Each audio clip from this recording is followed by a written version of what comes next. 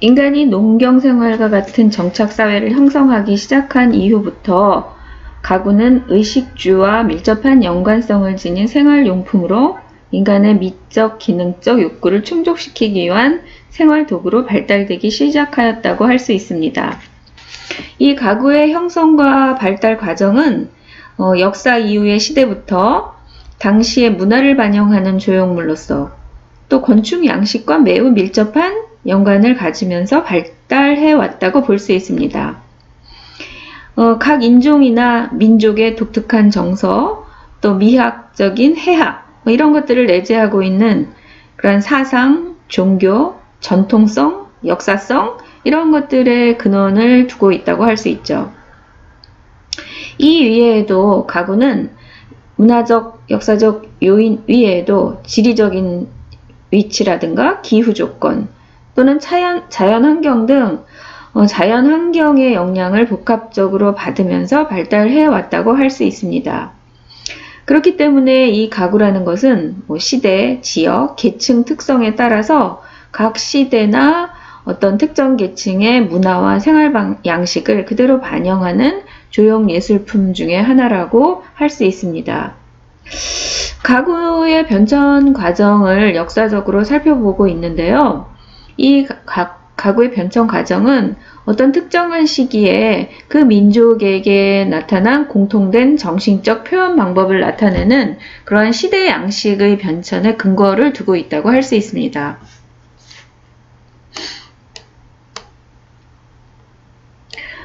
서양 고대 이집트에서 현대에 이르기까지 문화나 정치적 중심권의 변천 경로를 따라서 각기 다른 시대와 장소에서 아주 매우 다양하게 형성되고 발달한 것들을 찾아볼 수가 있는데요. 이 가구는 그렇기 때문에 종교 및 아주 건축 양식의 변천과 매우 흡사한 유사한 경로를 가지고 있다고 할 수 있습니다. 그렇기 때문에 가구는 의외로 시대별로 굉장히 명확한 구분이 가능할 뿐만 아니라 이 발달 과정에서 어떤 파생된 가구의 종류도 매우 다양하게 발달된 것을 찾아볼 수 있습니다. 그러나 고대를 지나고 중세를 지나면서 19세기 말에는 산업혁명을 분기점으로 가구 양식이 종교와 사상의 영향권에서 벗어나서 독자적인 디자인 개념에 근거한 그러한 쪽으로 발전하기 시작하게 되면서 서양 가구 양식에 대한 그러한 대략적인 관점은 근대까지 회화나 조각, 건축에 적용된 포괄적인 개념으로 시대적인 양식의 디자인과 독자적이고 엄격한 법칙에 의해서 새롭게 창조된 개념의 현대 디자인으로 구분해서 생각할 수 있습니다. 그래서 이 가구의 역사를 공부한다는 것은 시대별로 끊어서 공부를 하는 것이 훨씬 분류하기도 쉬울 뿐만 아니라 이해가 쉽고 어떠한 19세기를 기점으로 해서 다시 말해서 혁명을 기점으로 해서 가구에 대한 학습 방법은 조금 시각을 달리해야 된다고 할 수 있습니다.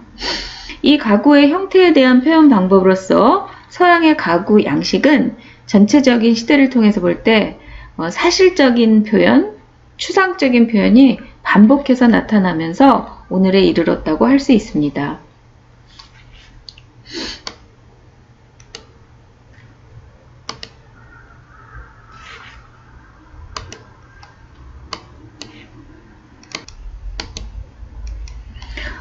고대에서 시작을 해서 시대별로 여러분들이 꼭 학습해야 되는 대표적인 가구들을 시대별 순서대로 살펴보도록 하겠습니다.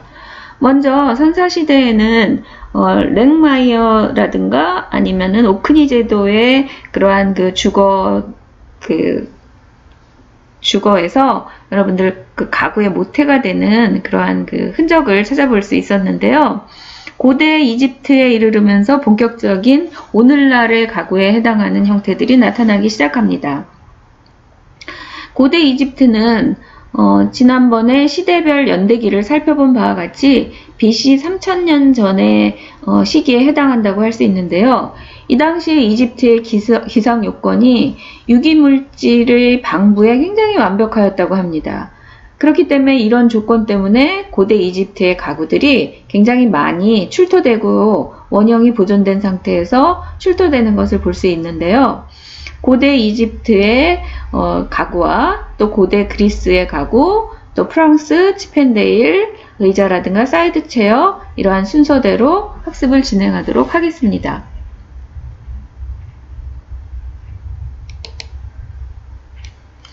자, 지금 화면에 보이는 것이 고대 이집트의 테베스 스툴이라고 불려지는 의자인데요. 이집트의 이 좌식 가구는 스툴과 등받이 의자가 대부분을 차지하고 있습니다. 팔걸이가 부착된 의자는 흔하지 않고요. 팔걸이가 없는 의자가 주를 이루고 있고, 이 의자들은 대체적으로 의식을 할 때에만 중요하게 사용되는 것으로 알려져 있습니다. 팔걸이 의자가 아주 없지는 않은데요. 대표적인 팔걸이 의자로는 투탄카멘이라는 왕의 묘와 헤테페레스 여왕의 금 도금 의자가 남아있다고 합니다. 고대 이집트에 있어서 그렇기 때문에 가장 일반적인 의자는 장방형의 등받이 의자로 대체로 그 높이가 매우 낮게 만들어져 있는 것이 특징이라고 할 수 있습니다. 이 고대 이집트의 가구들이 굉장히 많이 남아 있는데요. 헤테페레스 여왕의 무덤에서 출토된 황금색을 칠한 침대나 의자, 또 테베에서 나온 침대나 의자 등 각종 유물들이 거의 원형 상태대로 보존이 되어 있다고 합니다. 이 이집트의 테베스 스툴에서 볼 수 있듯이 오늘날의 스툴과 상당히 닮아 있죠. 이 스툴이라는 것은 의자 중에서 등받이와 팔걸이가 없는 앉는 부분만 있는 의자의 형태를 스툴이라고 오늘날에도 불려지고 있는 의자라고 할 수 있습니다. 이 테베스 스툴의 형태적인 특징은 간결한 선, 또 곡면의 좌판, 가죽끈을 엮어서 좌판을 구성했고 목재 재료 위에 흰색 도장을 마감한 것을 볼 수 있죠.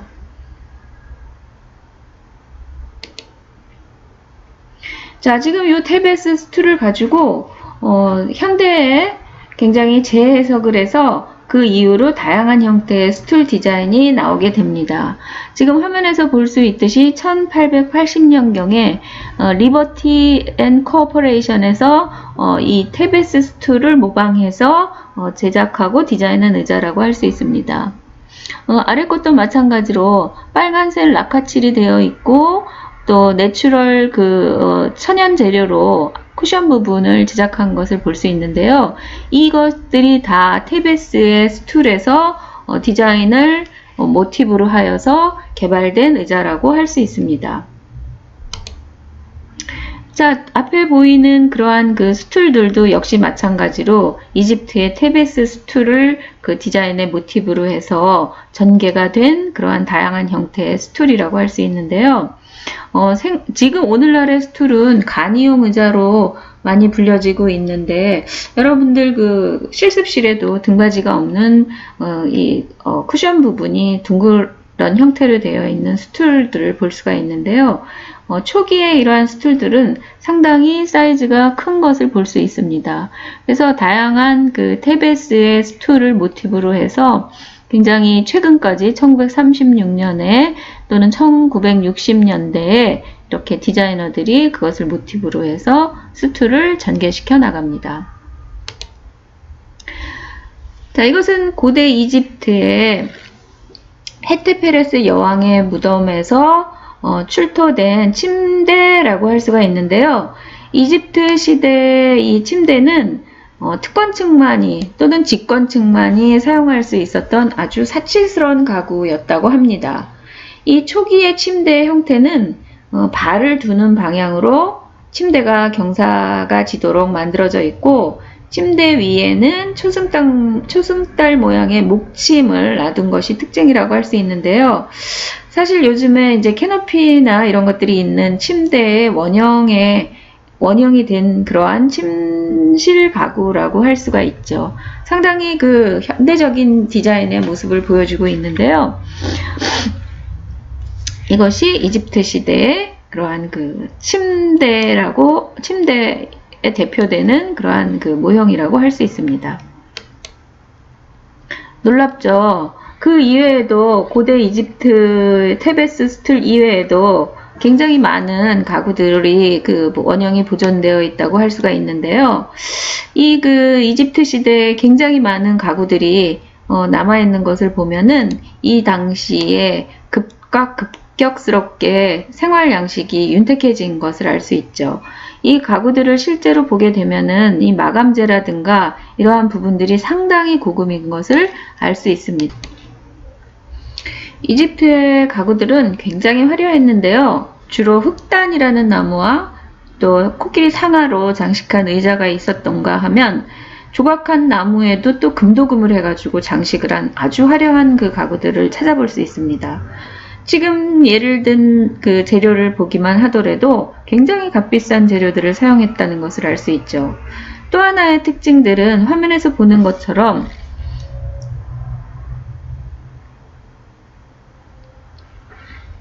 의자의 다리인데요. 짐승의 다리나 또는 포도, 죄수의 모습을 묘사한 의자 다리를 찾아볼 수 있습니다.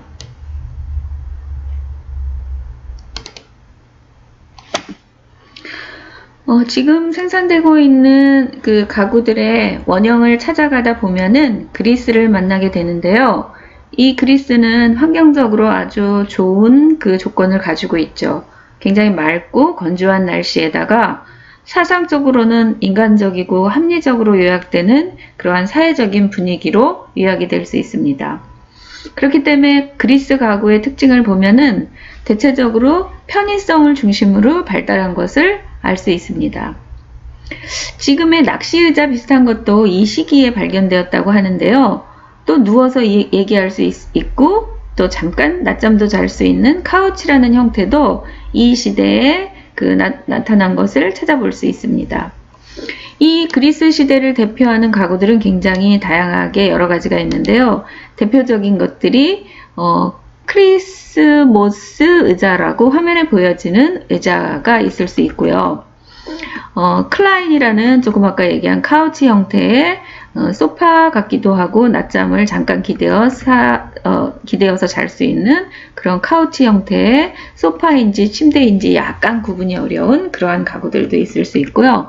오클라디아스라는 등받이가 없는 남자용 접는 의자라든가 드로노스라든가 손님용 장식용 의자 등 이렇게 다양한 형태의 그러한 가구들을 그리스 시대에 찾아볼 수 있습니다. 이 그리스의 의자들은 그 이집트의 의자가 조금 투박했던 거에 비해서 그리스 의자는 상당히 우아하고 세련된 그 형태적인 특징을 가지고 있는데요. 이 크리스모스 의자는 4개의 다리 밑으로 갈수록 바깥쪽으로 우아하게 휘어져 있는 모습을 볼 수 있죠. 등받이는 사실 이 당시의 기술로 봤을 때는 상당히 놀라운 그러한 그 기술적 특징을 보여주고 있는데요. 굉장히 등을 잘 받칠 수 있게 인체의 곡선에 맞게 둥그렇게 휘어져 있는 모습을 볼 수 있습니다. 다리의 그 곡선이 미적인 그러한 목적 때문에 휘어졌다고 한다면 등받이의 그 곡선은 등받이가 휘어진 부분은 미적인 동시에 기능적인 것에 그리스 사람들이 얼마나 치중하고 가구를 만들었는지를 찾아볼 수 있는 사례라고 할 수 있습니다. 이 크리스모스는 그렇기 때문에 굉장히 훌륭한 비례와 선을 가지고 있다고 해서 오늘날 생산되는 의자의 모태 또는 원형으로 간주되고 있는데요. 굉장히 우아하면서도 상당히 간결하죠. 그리고 오늘날의 미적인 조형적인 그러한 관점에서 바라보더라도 상당히 아름다움을 느낄 수 있습니다. 또 이 좌석 프레임은 다리 부분의 가장 높은 보다 또 낮게 설계가 되어 있는 것을 볼 수 있죠. 저 엉덩이가 깊숙이 들어가는 부분보다 다리 앞쪽에 다리가 걸쳐지는 부분이 약간 높게 설정되어 있는 것을 볼 수 있습니다. 약간의 경사를 두었죠. 그렇기 때문에 이 그리스인들이 얼마나 편의와 기능을 중시하면서 가구를 설계해냈는지 알 수 있는 사례라고 할 수 있습니다.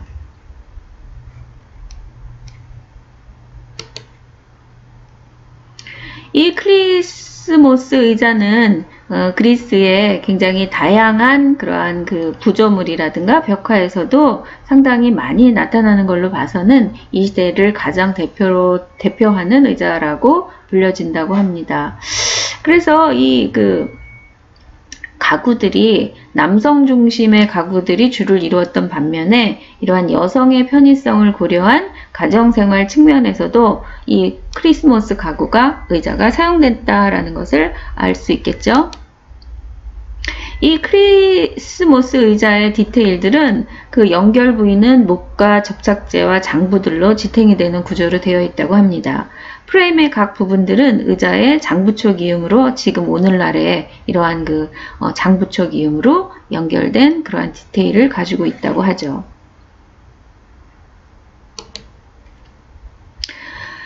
이 크리스모스 의자는 그 이후에도 많은 그러한 디자이너들에 의해서 재해석이 돼서 굉장히 많이 역사 속에서 탄생하게 되는데요. 이 크리스모스 의자가 로마 시대 의자의 선례를 제공했다고 알려지고 있고요. 또 18세기와 19세기에 고전주의를 부활하려는 어떠한 하나의 움직임 속에서 이 크리스모스 의자는 재해석으로 계속 태어나게 됩니다. 이 크리스모스 의자는 그 세련된 형태와 실용성 때문에 그렇게 작고 빈번하게 리바이벌이 되는데요. 이 18세기 고전주의 시대에 고전에 대한 탐구 열기가 크리스모스 의자를 부활하게 했다 해도 과언이 아니죠. 그래서 1700년대 후반에는 덴마크의 니콜라스에 의해서 네오 클래시즘이 탄생이 되면서 이 크리스모스 의자가 재해석이 돼서 등장하기 시작하게 되고요. 1800년도에는 프랑스 집정 정부 시대에 또 영국은 섭정 시대에 탄생을 하게 되고 1800년대에는 미국의 페더럴 스타일이라고 해서 이 크리스마스 의자의 재해석된 형태가 등장하게 됩니다.